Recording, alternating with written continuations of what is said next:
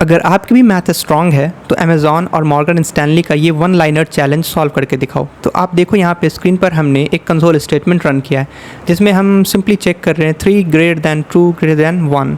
तो स्कूल में हम सब ने पढ़ा है कि 3 2 से बड़ा होता है, 2 1 से बड़ा होता है। तो ये स्टेटमेंट ऑब्वियसली ट्रू होनी चाहिए, है ना।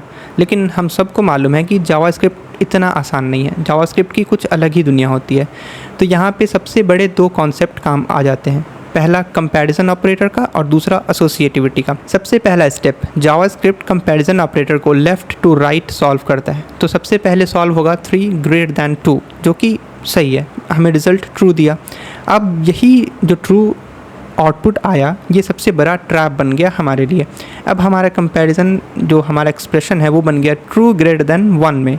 अब यहीं पे जावास्क्रिप्ट ना सबसे बड़ी बदमाशी कर देता है, जिसे हम कहते हैं इम्प्लिसिट कोएशन।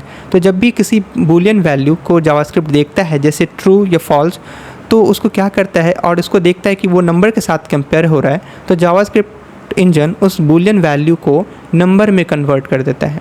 तो हम सबको मालूम है कि ट्रू नंबर में 1 होता है और फॉल्स नंबर में 0 होता है। तो अब आपका जो एक्सप्रेशन है वो बन जाएगा 1 ग्रेटर दैन 1, जो कि बिल्कुल नहीं, ये तो फॉल्स ही होगा, क्योंकि एक खुद से बड़ा तो है नहीं, वो बराबर है।